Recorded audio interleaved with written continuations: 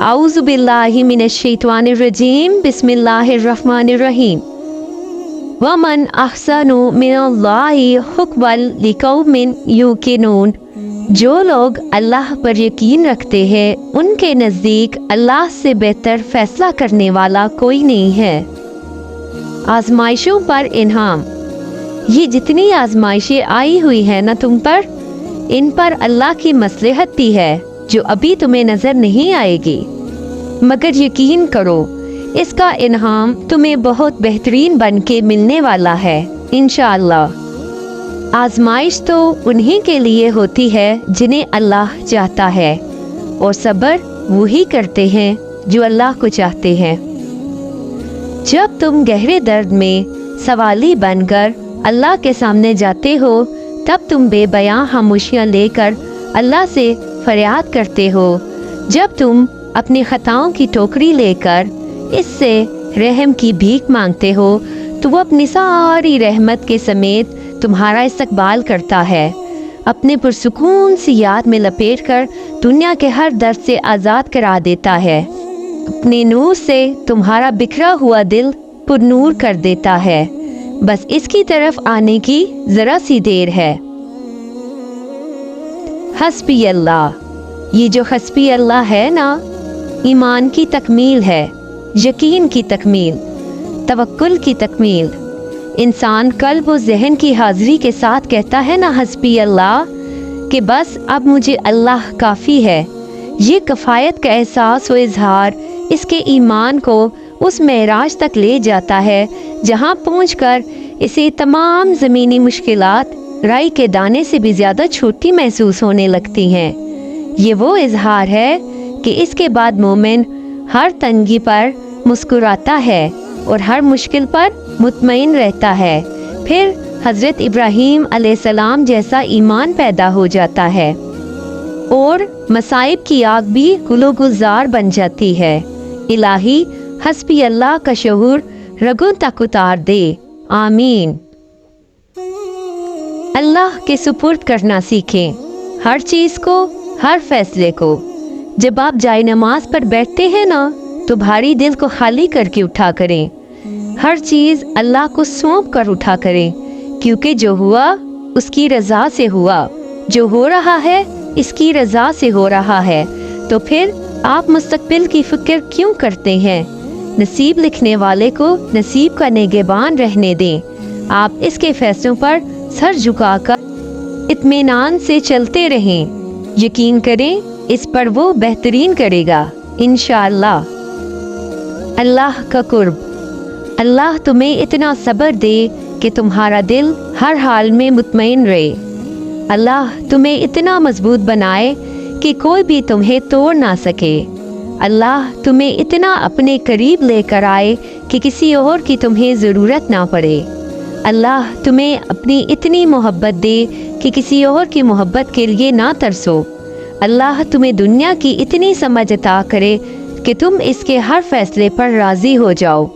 अल्लाह तुम्हें इतना कुछ नवाजे कि तुम किसी और के मोहताज ना रहो।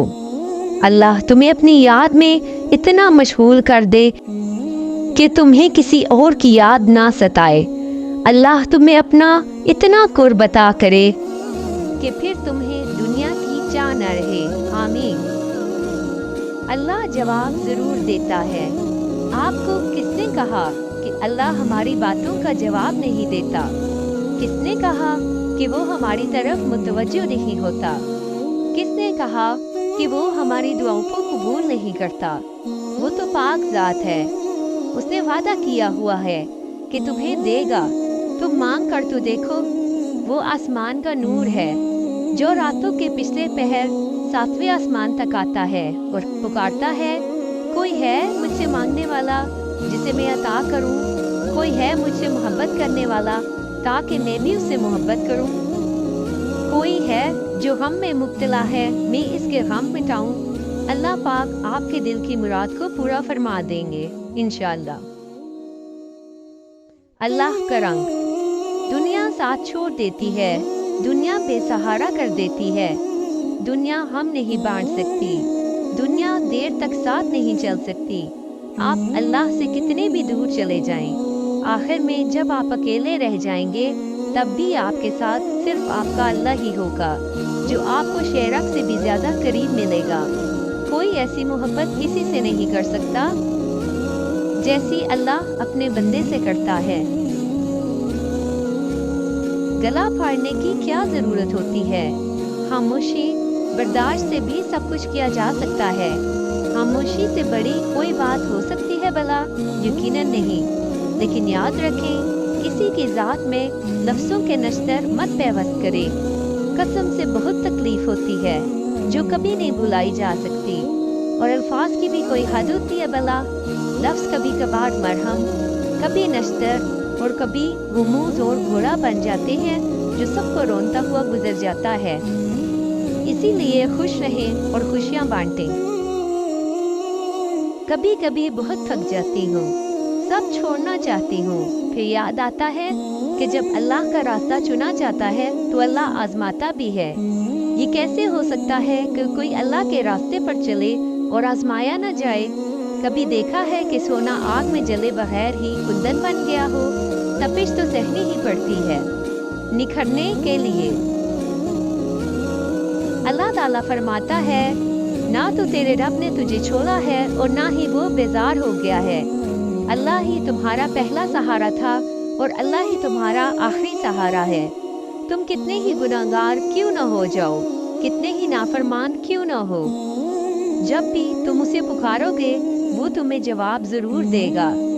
تم پلٹ آنے میں دیر کرتے ہو مگر وہ دیر نہیں کرتا، وہ تھام لیتا ہے اور رحم فرما دیتا ہے، اور وہ وقت دور نہیں جب تمہارا رب تمہیں اتنا دے گا کہ تم راضی ہو جاؤ گے انشاءاللہ۔